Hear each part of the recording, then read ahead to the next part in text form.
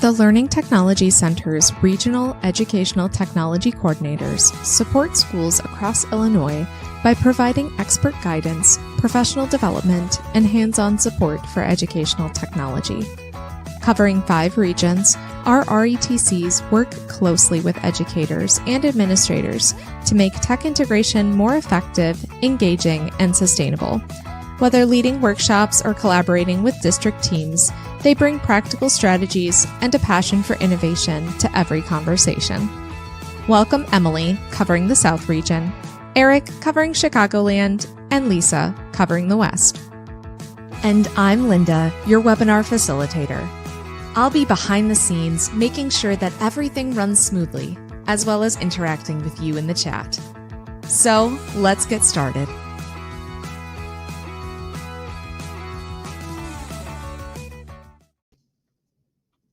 All right, welcome everybody. My name is Emily Flock. I'm so excited to kick us off for our EdTech Power Hour with AI tools. I get to talk to you about Brisk. I will try to keep the barbecue jokes to a minimum because we're gonna brisk it a lot today. See what I did there? Brisket. Brisket's delicious, but we're doing a different kind of brisk today. We are doing a Chrome extension. It's actually an Edge extension as well. So I've got my slides here. You guys will have access to these slides as well. I'm going to do lots of demos of what this tool can do. But what is Brisk and what makes it different? It's actually a Chrome or Edge extension, and it's actually embedded into everything that you're already using with this little dot. So I'm going to grab my little dot here. This is my Brisk icon. I'm like swirling it around a little bit. That is going to be our extension that we're going to be using on all kinds of different resources. So this extension lives on Google Docs, Google Slides, Google Forms, Microsoft Docs, PowerPoint, YouTube videos, PDFs, your learning management system, images, digital curriculum that you might have in like a PDF, and web articles. So anytime you see the Brisk extension, you can use it to extend what you're doing and use the power of AI to make your job easier and to get things done quicker. So what I thought I'd do, and looking in the comments, it didn't look like a ton of people used Brisk. I'm seeing lots of Gemini, Magic School, School AI. And what, again, is the beauty of Brisk is that you don't have to go to another website. It's just living where you already work. Because as you know, I'm in slides right now, and I've got my little Brisk helper right here. So I'm going to show you guys some examples. And I'm first going to start with creating content. Then I'll do assessments, and then I'll show you a little bit how students can use this. So I'm not going to be in the slides a lot, but I did want to kind of have them outlined. So when you look back on this, you're like, oh, okay, that's what she went over in that presentation. So the first thing I'm going to start with is a quiz. So people love the quiz option. Teachers love this whenever we're doing workshops. So let's say, you know, your kid's sick and you got to call in and you have a sub. And so you're like, all right, the kids are going to watch a YouTube video, but I want to make sure that they're learning something from that YouTube video. I want to do a check for knowledge. So here I have a linear equations algebra video. It's about 32 minutes long. So it's about a class period. And here I have my Brisk extension. And see, you can move it and let it live where you want. I just like it in the bottom right corner of my screen. So I can click this. And now when I click it, I get a bunch of options. I can create, give feedback, change level. Inspect writing is grayed out, and you'll see this depending on what you're on. So like if I'm on slides, I might have different options here. But if it's grayed out, you can't use it. Boost activity, I have some other popular tools, and then I can go to next. I'll talk more about that later. I can add some attachments, and then this button kind of just brings me to some generic Brisk FAQs and settings. So what I want to do here, as I said, is I want to create a quick quiz, a quick check for knowledge. So I'm going to go to create. And actually quiz is one of their top tools. So I'm going to go ahead and click quiz because that's what I want to create. I do want this quiz to be in English, but if I did want to translate it, I could choose a different language. And then I have this little icon here. I actually want it to go into a Google form.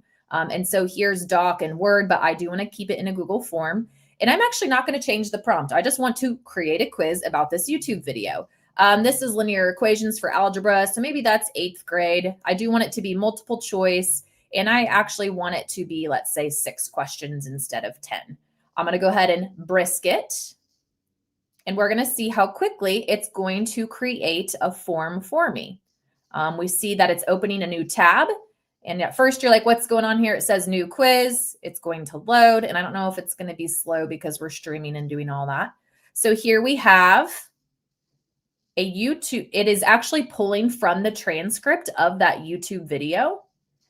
And it's actually going to mark the correct answer. So we don't have time to kind of dive deep into the questions, but it's using the transcript of the YouTube video to make that Google form, which is wonderful. I can check that. I can make sure they have the correct answers, and then I can send it out from there. So people love the quiz option for that quick check for knowledge. I could do that on slides too. So on my slides, I could click here. I could go to create. I could click quiz, and then I could create a quiz about this presentation if I wanted to.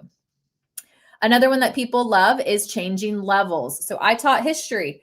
Oh, and I didn't mention this, by the way, I am on the paid version right now, but almost everything I'm showing you is available on the free version of Brisk.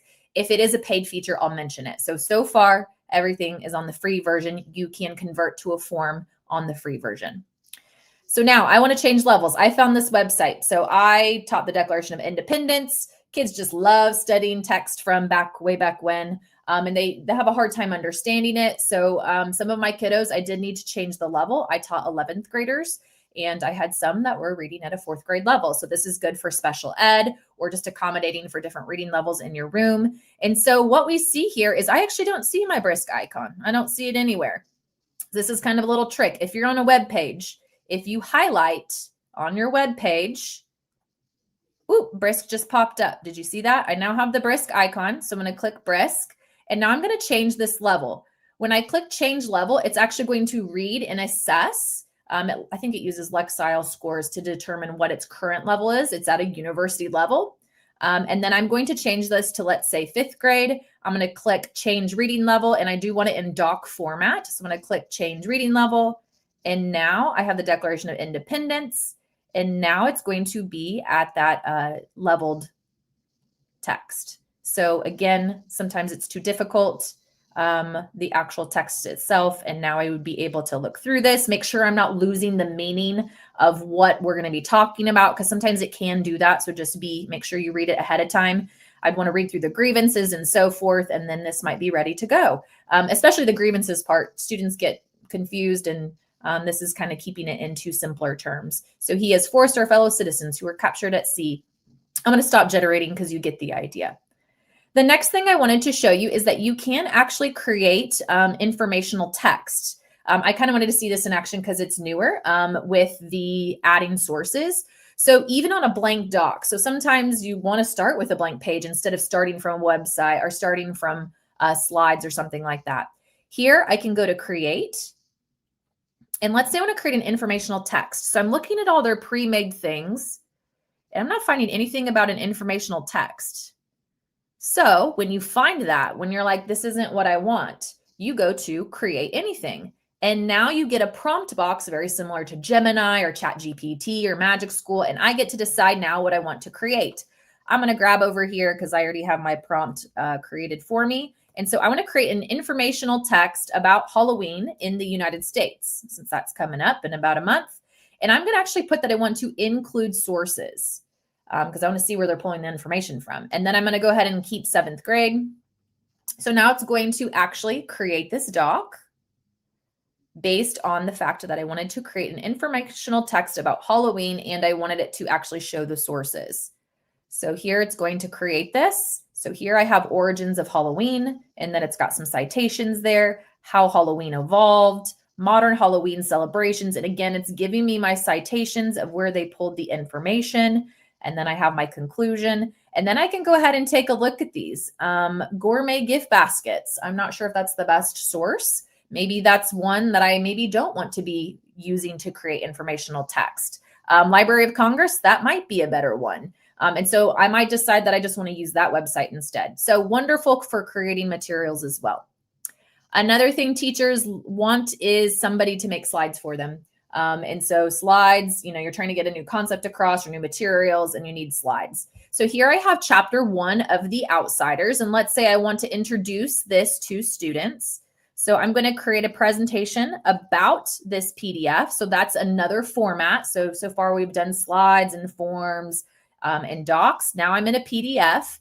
I have my Brisk icon, and I am going to create, and they already have a presentation button. So I'm going to click that tool. I'm actually going to be a little bit more specific. I want this to be an introduction of this reading to students in vocab words. Let's go ahead and make this 8th grade. 10 slides is fine. I'm on the paid version, so I could actually include images, but I'm going to be honest, I don't like the images that it produces. I have all these different templates I can choose from. If you see a star or a little school icon, those are the paid, but so I'll go ahead and pick a free one. So I'm going to go ahead and brisk it. Again, I'm trying not to do barbecue jokes. I'm brisking it. And here I have my 9th grade presentation for the Outsiders, an introduction. Here I have welcome to the Outsiders. Here we have meet our narrator, Ponyboy Curtis. I said to include key vocab. And so now it's got some greasers versus the socias. And then it has character descriptions, the Curtis brothers. And then if I wanted to create materials off of this, I could create an inquiry worksheet if I wanted to. So I could keep building upon things in Brisk, which is one thing that I love about it. So that's how you can create slides. Again, you can create slides off of a website. So I could go back to that Declaration of Independence website and create slides to go with that. So then I'm going to show you Brisk Next, which is a little bit newer. It's a little tricky to get there too. So when you click the Brisk icon, there's this little home button. So it says find next recommendations in recent work. So I'm going to go ahead and click that. And when I click that, it's going to actually bring me to like the Brisk website. So I'm no longer like in the extension. I'm now at app.briskteaching.com. And so what do you want to teach next? I'm actually going to toggle here. And so it's kind of giving me some ideas based on my recent activity. We're doing a reading. So I have a quick comprehension check, reading support tutor, discussion prep partner. These are actually, I clicked into them. They're not super specific. So since we've just read it, we've done some comprehension, we've talked about the text, I want to take this up a notch, and I want a critical thinking for activity for students that goes beyond comprehension. So Brisk Next is really like what's next that you're going to teach. And so I'm going to go ahead and play this. And now I'm going to go ahead and get some different activities. So here I have a doc icon. That means it's going to create a doc. When you see these other little icons, it's going to create a Brisk Boost student activity. So if you're not ready to like dive into another platform, you may not choose those. But here I have a critical thinking questions. Maybe that's the one I want to use. So I'm going to go ahead and create this. And now I've got some critical thinking questions. So it's asking me what happened in chapter 1, making judgments and so forth. And actually, when I did it earlier, it did a better job of creating some different critical thinking questions. But here I could do a podcast, I could assess and so forth. So that's another really great feature too. I'm going to go ahead and skip past exit ticket with image so that we can get to some other things, because there's also using Brisk for assessment. So you can create exit tickets. You could do that with the create anything. But one thing I wanted to show you is the inspect writing tool, because I get questions all the time about, AI detectors. I think a student wrote this with AI, but I don't know how to do it. Brisk can help you with this. So if you click the Brisk extension, you get something called inspect writing. This only works on Google Docs. But what we're seeing here is a play-by-play of what that student did on that particular doc. Again, you have to be an editor on the doc, so make sure students are working on docs that you have assigned. But here I'm getting a play-by-play. I can see exactly what the student was doing and how long they've worked on this. This was a 5-paragraph essay that required 3 sources and MLA citations. You're going to see that it only took the student 25 minutes. Most English teachers are going to tell you that that takes much longer than 25 minutes for a high school student to write a 5-paragraph essay with 3 sources. But I get some other information here too. So I can actually slow this down so I can see play by play. This is like Google revision history on steroids. But I can also see that, there's a huge section of copy paste. I get this little icon down here and I can see this. So, where'd you get that from? And so we could have a discussion with that student about, where did you copy paste this from? You have some discussion points to have with the student. Now I'm on the paid version. You can actually use the AI detector. So I'm going to click this little magnifier icon. I click this and it's actually going to give me a percentage. And this is actually going to give me a 0.2. It says AI writing unlikely. Folks, I used AI to write this. So one point I wanted to make, AI detectors are not foolproof. Research shows that they are not reliable. And in this case, I copied and pasted it from ChatGPT and I made a few tweaks as you saw. So AI did write this. So just be careful with that. I think actually seeing the play-by-play is a better use to help you with having a discussion with students. It looks like I've got about a minute left, but I did want to show you the give feedback. So before I do this, this is another way to assess, help your students moving forward and maybe writing assignments. So right here, I have a narrative writing rubric for 11th graders. Here's my criteria: engagement and orientation, narrative techniques, event sequencing, descriptive language. And now I have a student who wrote a pretty poor essay, okay? And now I'm gonna provide them some feedback. I'm not ready to grade it, but I wanna give them some feedback so they know how to make this better. But I don't have time to do that for 150 kiddos. This will keep them moving though. So what I can do is click my Brisk icon, click give feedback, and then I'm actually going to click the next steps. There's some other options here too, but I'm going to do next steps because I want them to build upon what they've already written. The wonderful thing about this, you see this here, I've attached this rubric that I just showed you. So it's using my criteria for when it's giving the next step feedback. So I'm going to go ahead and Brisk it. And so now you're seeing story structure and character development, descriptive language and vivid details, next steps, event sequencing and plot development, how I can help with these types of things. Another one that I love, this is on the paid version though, is give feedback targeted.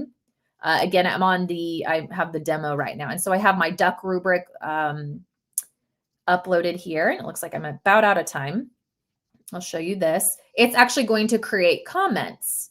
So engagement and orientation, it's highlighting it and it's actually showing them where it's at in accordance to my rubric, which is wonderful. The last thing I'll mention, and I'll just show you quickly, is the boost activities. You can take any resource and create a student activity. So boost student activity, you see that little backpack. This is actually going to create an interaction for the students to use AI feedback. And you can see there's some engagement where we can hook, we can have them debate or do a character chat, we can assess. And we can also do some writing feedback, which is wonderful. I'm actually going to grab a different example down in here so that you guys can see this. I did this activity where I created a boost activity for a tutor for students for photosynthesis. This would be wonderful for when you're not in the classroom and you need kids to continue working. I get some insights too. So here I have all these students who have been working on this. Not all of them completed it. One of them did. I will see also, I have an overview. It's telling me where students are struggling with the tutor, the interaction back and forth with the chat bot. So I can see, okay, those are things I'm going to need to cover when I'm back in my room, or you have them do this activity solo and you can come back and work through the misconceptions or struggle points. So I love that it does now have this insights. And then another thing I wanted to let you know, I apologize, you're going to see some profanity and some maybe offensive wording here, but it will actually also give you flags for when students are saying inappropriate things. It did not flag this, but it did say kill something related or include something related to self-harm. It did have a flag up here. It went away since I clicked on it. So that's something to keep in mind. I'm going to go ahead and exit out of that. Back to my slides. Brisk has all kinds of things. It's now available in Microsoft. You can create podcasts with it, similar to NotebookLM. You can do bundles, and then coming soon is batch grading, which I think is going to be wonderful. I'm out of time, but the Brisk teaching how to get the extension, you just go to briskteaching.com, you click get started. It's that easy. The biggest struggle you might run into is that your district or tech department might have it blocked. So you might need to work through them to get SOPA, all those things. But that's Brisk, and I hope you guys try it out, and I hope you find it awesome because I love it. Teachers love it. I think it'll save you some time.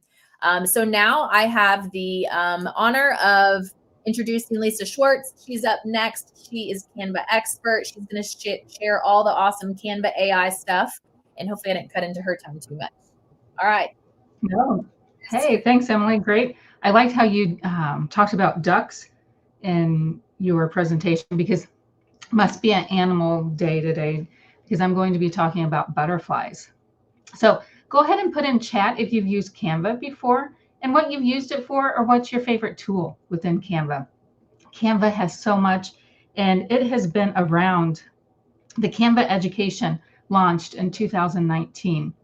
And since then, over 100 million students monthly use Canva. And there's over 150,000 education templates out there. But what we're going to focus on today is some of the new Canva AI features. So some of the new Canva AI tools are listed here on your screen. We've got the student activities, image, draft a doc, code for me, create a video clip. So if you've tried any of those, feel free to put that in chat as well. So as you see here on the screen, what we're going to do here, I've got it here on the slide deck, but I'll jump over to the Canva website as well, that you are going to go to Canva AI. And there's a couple different places you can go to get the Canva AI, but here, as you can see on the screen, Canva AI is up here in the upper right-hand corner of the Canva screen. And once you click on that, then here at the bottom of the screen, it brings up these 6 different tools that you can use. And we are going to showcase some of these here today. So this first one here is creating a student activity. So I chose the butterfly theme right now because in kindergarten class, the students are learning and getting to watch a caterpillar turn into a beautiful butterfly. And I just love hearing the kindergarten students, talking about the chrysalis and using some of the vocab that they have learned. But as a teacher, if you're wanting, if this is a unit you've been teaching, whether it's the butterfly unit or something else that is for your grade level, and you want to make something different, what you could do is go into Canva AI and you can create activities. So for this one, what I did was I created a prompt, or I wrote a prompt to generate a butterfly life cycle storyboard here. So once I put the prompt in, it came out with this right here. It says, check your learning objective. And this is what I want the students to do. And then the second thing it generated for me was some activities. So here on the left-hand side is a storyboard, a playlist, or even metamorphosis and action transfer to beetles. So even applying it to something else besides butterflies. So then right here on this screen is it created this on a whiteboard. So what I'm going to do, I'm going to jump over to Canva here and show you how to do this. So I'm in Canva, and right here I went to Canva AI at the top of the screen. Now, some of you realize usually with different tech, the user interface, there may be another place to go. You could also go over here on the left-hand side to Canva AI, and it brings up this screen as well. So here I want to click on create student activities. And then this is where I can put in my prompt. Just to save time, I'm going to, I'll show you what it created here. So I put in a prompt, and then right down here, I do have the option to put grade level. So I changed it to kindergarten through 4th grade. Subject, I went ahead and put science. And then the learning purpose, I want them to understand. But as you can see, you can change it. Based off of that then, and the prompt, I had it hit go, and then it created this. This should show me, and I say this, does it show me? It doesn't show me the prompt, but I was worried about the internet, so I'll just jump to this. So it created all of this for me. It's fully editable. I can change whatever I don't like. But if you haven't used the whiteboard before, this is the whiteboard here at the very bottom of the screen. I can zoom in, and then I can move around the whiteboard wherever I need to go. I can move the pictures here. I can change, edit, whatever I want. But this at least hopefully saves me time to then, and it gives me a starting point for me to then develop this out more. If I don't like this, I can always go back and change my prompt and add more things to my prompt as well. So again, this is the whiteboard. As you can see, I'm moving this around with my mouse here, and I can zoom in here at the very bottom of the page. So then I can see it if you have trouble seeing it when it's so tiny there.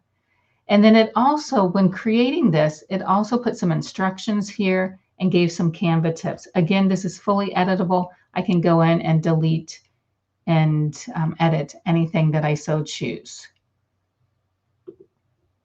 So that was the create student activity for me. It created the whiteboard for the butterfly activity. Now the next thing here is design for me. So on this one here, I'll just show this real quick and then I'll jump back over to Canva. What I put in here is the prompt: create a presentation for kindergarten students to learn about the butterfly stages. Have each of the stage of the butterfly on a separate page with colorful butterflies. And in some cases, sometimes I put the standards there as well, or the learning objectives. But I wanted to show you, just by putting this here, I clicked on design for me, and then I wanted a presentation, and then it created some presentations for me. So I usually creates up to 4. This one, it created the life cycle of a butterfly, the amazing life cycle of butterflies, and then I can click into them to see the presentations. And you can choose, again, these are all fully editable. So if I click on this one, here's a presentation. I can go ahead in the upper right-hand corner, click on Use Canva Editor right here.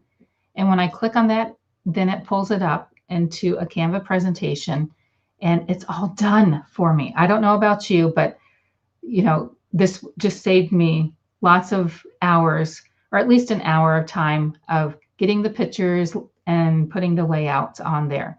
Again, I can change, this is fully editable. I can change any of the wording, the color scheme, anything I so choose.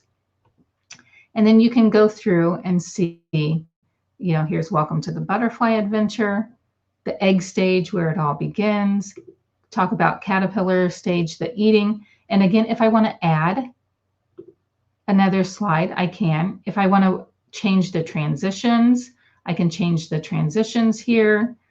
If you've used Canva presentation before, you have everything fully editable. You have access to changing anything that you don't like that it created for you. And that was here using the Canva presentation. So let me go back here. I'll go back to home here to show you. So again, I went to Canva AI up here at the top of the screen, and I chose design for me. When I clicked on design for me, I put in my prompt, and then in the prompt, I put design a presentation. So that's why it chose a presentation. But as you can see, I can have it design social media, marketing, cards and invitations. And again, I could click on that too if I don't want to put that in my prompt. If there's a specific format I want, I've got that option too. But that option, the format, changes depending on what you pick right there. And again, if you if you're tasked to writing social media post for your district, again, Canva is another tool to help you with that. So I can use Canva AI to design a social media post for me as well.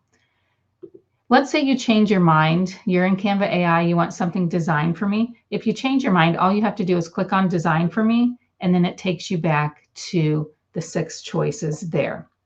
Now, another thing, I don't know if you've been noticing, as I'm interacting with and putting prompts here, underneath here is my recent chats. So here's the translucent acrylic feather. Here's a butterfly life cycle presentation. So right down here, it shows my recent chats. I can go over here to my right-hand side and click see all, and then it would show me all of mine there. I guess I don't have any more right now, so it's not showing see all. Now, if you're brand new to this and thinking, Lisa, I don't know where to begin with this, Canva has you covered.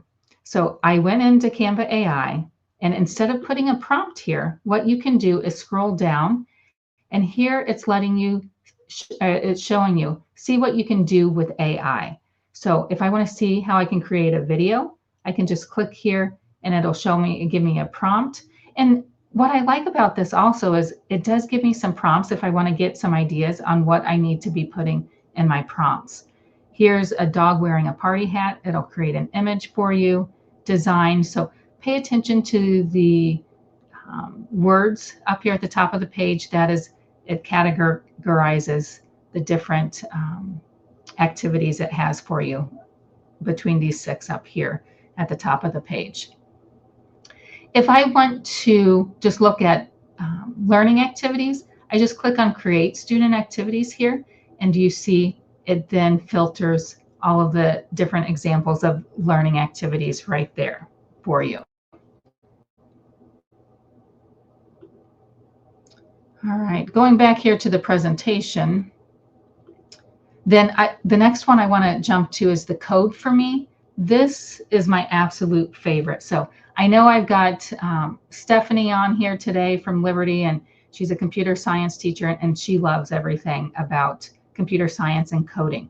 Well, this is for, if sometimes for some of you who hear the word computer science or programming that you cringe, you're like, I don't know where to begin. This is for you as well too. So I know some people were hesitant to think about this code for me. So what I did here on this page right here, it says create a gamified interactive storytelling where the student rolls 3 different dices that have different settings, characters, and plot on each one. Well, as you can see, that prompt wasn't very good because I got 3 different die here, or dice. Feel free to put it in the comments, the correct form of that word. But anyway, it will roll the number. Well, I don't want the numbers on there. So what I wanted on there was this. So it took me some time to figure this out. I wanted to roll the dice to discover your next character inspiration. So if you have any students that have trouble writing, they don't know where to begin, well, kind of gamify it here. Have them roll the dice. When they roll this dice, then they have a mysterious figure they need to write about. So write about a mysterious stranger who appears at just the right moment. And again, that may help some of the students that might have that writing fog or don't know where to begin. And again, I created this all within the code for me. So I'll jump over to the code for me here in a second to show you. Here's another example, if it goes forward, let's see, of 3 different dice. Again, there's the setting, the character, and the story problem. And again, rolling the dice, and it brings it like that. And again, it is all created for me within a matter of moments. I didn't have to create that and spend all of the time to code. So let me jump over to Canva. And if I go to Canva AI, let me click here to bring up code for me. And when I bring up code for me, again, I've got some examples here if you're not for sure where to get started. But I wanted another example that I did was I had it create a butterfly timer for kindergarten students. So I said, create a timer for my kindergarten students that has butterflies fly around at the end of the timer. Make sure it's accessible. Include a nature background with colorful butterflies. So if I click on version 1, it is going to do all of the code here for me. And again, you don't need to worry about this, but if you are a computer science teacher, and you can have conversations with your students for that, but let me go ahead and turn off the code. And so what I'm going to do here then, it created the timer for me. I'm going to go back and change the prompt a little bit because I don't know if I'm really happy with this timer, but here it starts, it's 1 second, and those were the butterflies that it created. I don't know if I'm too hip about those butterflies, but that's what it created there. And then one thing I didn't show you earlier, all of these designs that it creates, whether it's a learning activity or anything, if you come up here in the upper right-hand corner, it says use in a design. You can use it in a website, presentation, doc, or whiteboard. So that's how I got that whiteboard earlier. This is how I got a presentation earlier. And I don't think I showed you the website or doc. So I know this was a lot of information coming at you, but feel free to put in chat what you think you might try to use even today or maybe over the weekend when you've got a few minutes to play around with this. Love to hear that. I appreciate you guys being here. And I've got the honor to introduce our other colleague here that's with us today, Eric Santos. and he is going to cover Notebook LM. Right on time, apparently, too, Lisa. Thank you. Yeah. Well, that was a tough couple of acts to follow, but I've got Notebook LM on my side, so I'm feeling pretty confident. If you're still with us in the chat, can you type a yes or a no? Have you ever used Notebook LM before? If you have, also type what you've used it for. If you haven't, prepare to have your mind blown. If you're driving while listening, you may want to pull over because this is going to be pretty amazing. So Notebook LM is a personalized AI research assistant. I asked Google's Gemini to help me visualize how it's different than a typical large language model. So a typical large language model, like many of you have probably used ChatGPT.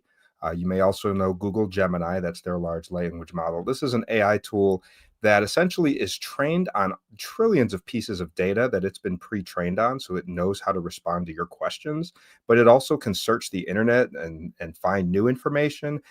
And as users use those large language models like ChatGPT, their interactions continue to train the model. So when you get your answer by putting something into an AI system, you're getting your answer from all of these different sources combined, which can be amazing and can provide you a lot of background sources. However, what if you want to control the game and you want to have the power, the synthesizing and summarizing tool of a large language model, but you want to control where it's getting its information from to reduce hallucinations, to focus on a certain topic, to focus on certain sources? That's where Notebook LM differs. It is a language model that allows you to give it the sources that you want it to pull its information from. And so now when you query that AI model and ask for questions, it will not go to its vast training data. It will not go out to the web and just pull random answers from who knows where. It will pull its information from the sources that you've provided to it, and it will cite those sources for you. So this is going to be a tool, and I'll demonstrate what that looks like. This is going to be a tool that's going to have some really good uses for you. So this is the basic interface you see when you open up a notebook in Notebook LM. And so you create a notebook by starting on the left by adding sources. So on the left side are the sources I've uploaded. And when I go in to create one, actually, these are all notebooks that I've created in Notebook LM. When I go in to create one, the first thing it does is it asks me what sources do I want to put in there. So I have to start by providing it sources of information. I can upload files. You can see some of the file types allowed here: PDF files, audio files. I can connect my Google Docs, my Google Slides, websites, YouTube. Even copying and pasting text somewhere can be a source. And you can even use Discover Sources to do a search on the internet to find more sources. Once you've loaded in those sources, they show up here on the left of your notebook, and you'll give it a title. So in this case, I was a science teacher, and so I was teaching in this scenario. I have a notebook for food chains and food webs for 5th grade. So I put a bunch of sources related to those. You can see YouTube videos, PDF files, slides, etc., websites. In the middle is what you're accustomed to when you go to, say, a ChatGPT or a Gemini, where you can actually enter a prompt, ask it a question, and it'll give you a response up here in this green chat area. And you can see the citations right there, where it'll actually tell you which of these sources and what paragraph it got its information from. So there's no guessing about where it's pulling this information and whether you can trust it. If you provided the source, it's going to tell you where in your sources. I'll demonstrate some of the things on the right. This is where it gets really powerful, because you're able to take these documents and summarize and synthesize them in a variety of formats. So let's take a look. Let me back out of this one that I just randomly started creating. I'm actually going to delete that. Here is that 5th grade Web of Life notebook that I created, and right on time. The system happens to be having trouble. That's on Google's end. Nothing I can do about that, but I was tinkering around with it before the webinar, and it seemed to be working okay. So here are the sources I uploaded. I could ask it questions here like I would with any other AI tool. They have some suggested questions. So if I don't have my own, why don't I just click that one just so you can see what happens? And it's going to do just like AI tools tend to do. They think for a little bit, they go back to their sources, and it produces an answer. I can continue that chat and continue having that conversation. As you can see, it created it pretty quickly. And then there's my citations showing where it got its information from my different documents.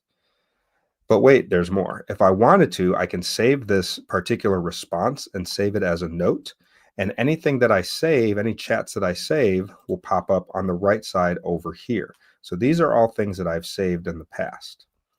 What I really love about this tool is how quickly it can make synthesizing documents um, that are in a variety of formats. So for example, you can create a mind map, which it might take a minute or two to make some of these. So I've previously created them and I'll just show you what the end result looks like. So this mind map just takes all the information from these sources and it puts them into this visual mind map format that's interactive and I can click on it. So it's basically synthesized like the main vocabulary words and showed how they're connected to one another. Really cool stuff. By the way, in terms of those sources it's using, I believe you can connect up to 300 different sources. So you can make this notebook pretty big pretty quickly. It does have the ability for me to download this mind map if I'd like and save it, or I could just have it live in this notebook. Another thing that it's able to create here in the studios, it's able to create different kinds of reports depending on the information that you have in your sources and what makes the most sense. You can create a study guide, an FAQ, or even a timeline. I created a few of those here myself. Here's an FAQ. Just grabs the most frequently asked questions that it feels that it would be able to generate from the repetition of information in your different sources. So that's kind of a good study guide. It's also a good summary that someone can use to quickly get an idea of what's in that information. The study guide I mentioned itself, you can do like a briefing doc that basically gives you a quick summary, an overview of everything in those documents. Now, that's great at summarizing and turning it into text, but what if you want to hit multiple modalities? That's where this audio overview and video overview comes in really super duper handy. So I'm actually going to change how I'm screen sharing right now in order to show you guys that. So I'm going to actually share just a tab because that's what allows me to share my audio. And you guys can type in the chat if you're hearing audio. In just a second, I ran an audio overview, which creates this podcast right here. So let's listen to this summary. Let me know Have if you you ever guys hear it. stopped to think about where your food really comes from? I mean, beyond the supermarket shelf. Right, like the ultimate source. Exactly. The energy itself, it's this whole hidden world, isn't Type in the chat if you're able to hear that or not. it? This incredible biological supply chain that keeps everything going. It really is. Okay, so let's unpack that today. We're doing a deep dive into food chains and maybe more importantly, food webs. These aren't just, diagrams in a textbook, they're the actual pathways for So, if playful banter between two hosts is what you're interested in, your preferred format of learning, there you go. And you're not just limited to creating a general overview. When you go to click on audio overview, you have a few settings that you can share. You can decide if you want the default deep dive that they do, which is usually about 15-20 minutes long. You can make it more brief. You can have them critique the things that are in there. You can even put multiple different perspectives in your sources and ask them to debate all of those.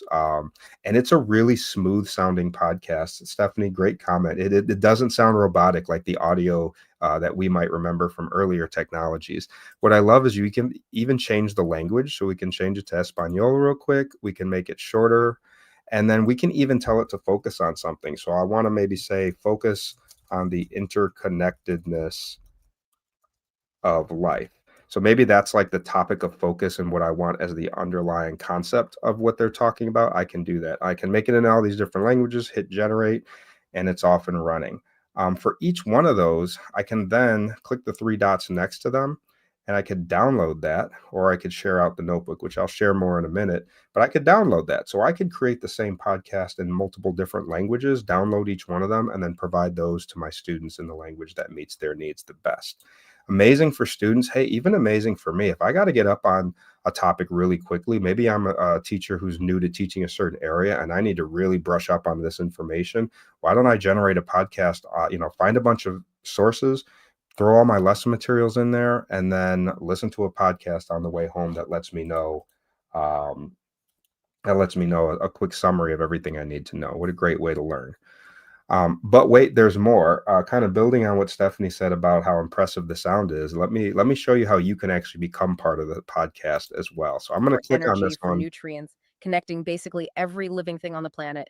I'm going to hit interactive. Then I'm going to join in. Have you ever stopped to think about where your Oh, hey there. How can we help? Hey, so I'm really confused about decomposers. Aren't they consumers also? Why are they a separate category?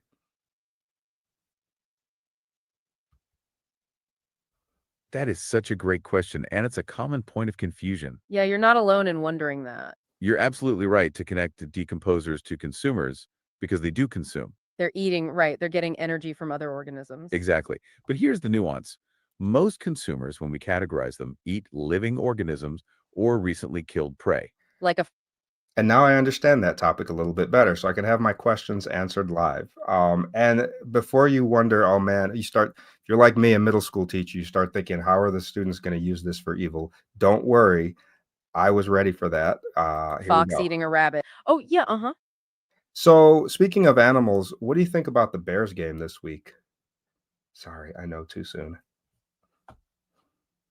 That's a fun question, but we're going to have to table that for another time. As much as we love talking sports, we need to stick to our topic today. We're really focused on the wild kind of I personally love that gentle redirection, and that's the kind of thing I need in my life as well. So that's the audio overview and the ability to jump into the interactives in those overviews.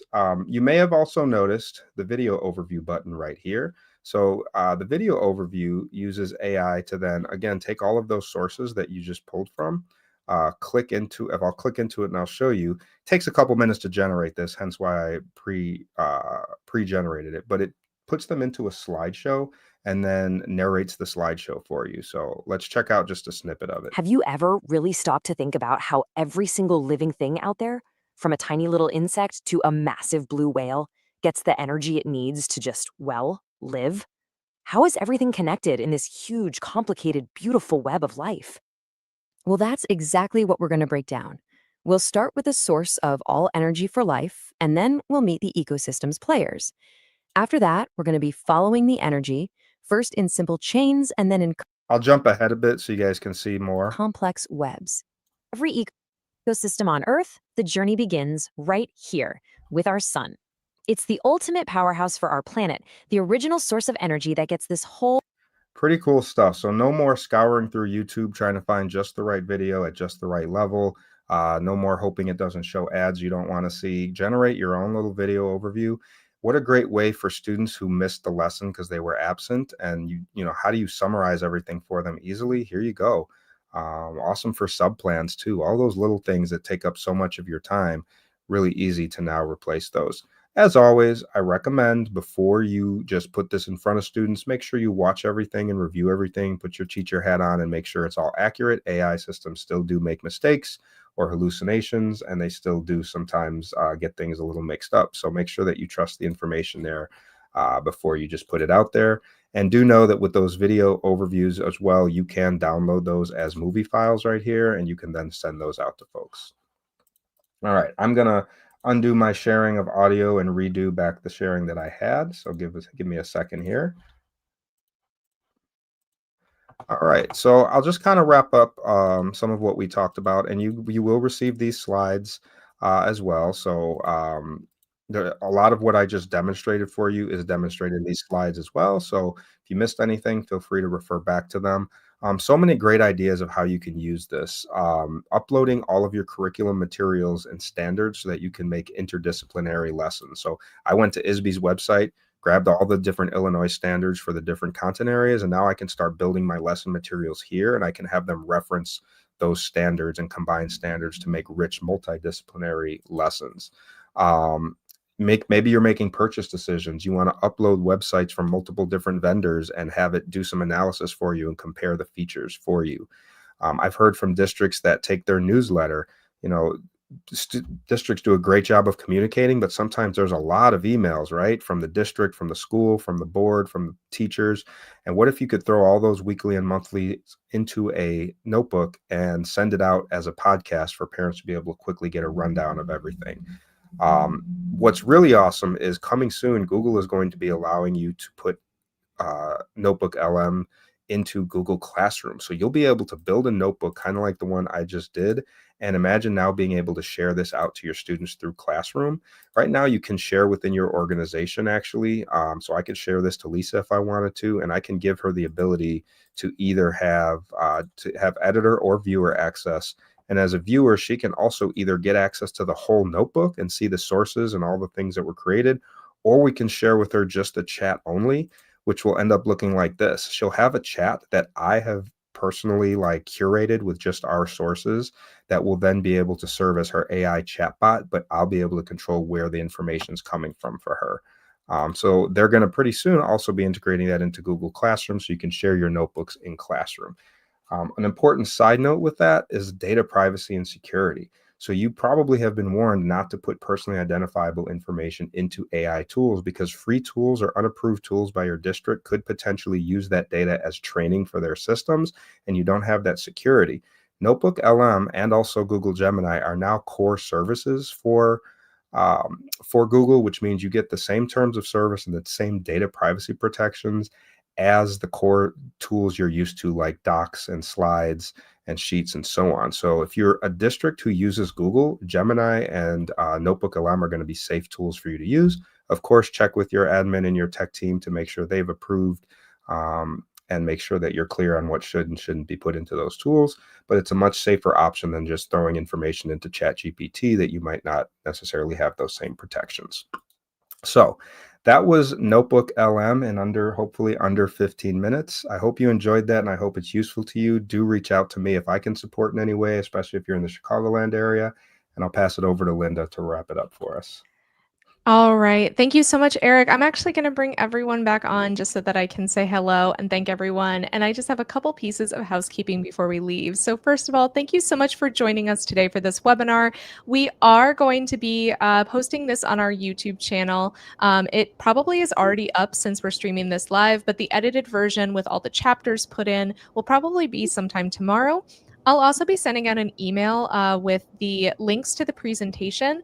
I'll combine all the slides into one and send that to you guys. And then also I'll send your PD credit. If you're an Illinois educator and you're registered for this webinar and attending live today, you'll get PD credit for being here today. So just make sure to fill out that evaluation and keep your eyes open on your email.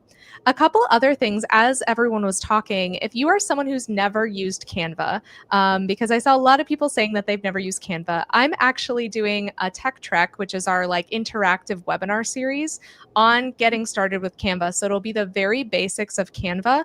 And if you are interested in coming with me on that hike because you've never used Canva and you want to learn how, you can visit ltc.site/webinars and register for Tech Treks Getting Started with Canva. So if you want to come along with us for that, you can. On our YouTube channel, we also have resources for how to use Canva whiteboards, how to make Canva whiteboards, how to make lots of different Canva creations. So if you really liked Lisa's butterfly Canva whiteboard and you're like, I don't know how to use whiteboards, that is a great place to go to find that information. And then finally, if you are interested in NotebookLM, I'm actually working on a course with another one of our RETCs, and it is going to be all NotebookLM related. So if you are in this webinar today, I'll probably send over that link once the course is live at some point. Feel free to ignore that email if you just are not interested.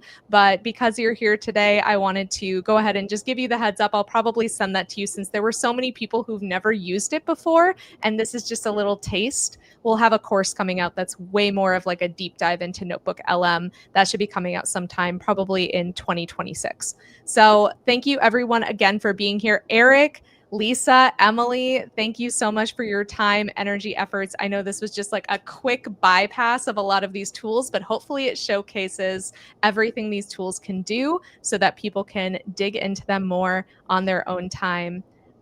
If there are no more questions, which I don't see in the chat, everyone's saying thank you so much for being here. Oh, yes, Eric, thank you so much for the chat. We also have an AI conference coming out soon. So if you are interested, visit our website and find the Hi AI, like hello, Hi AI conference, and go ahead and register for that or submit a proposal to present if you are an AI guru and want to share like these three did today. But yes, we have so many resources. So thank you again. Have a great night, and we'll see you hopefully at our next webinar. Everyone wave goodbye. Bye.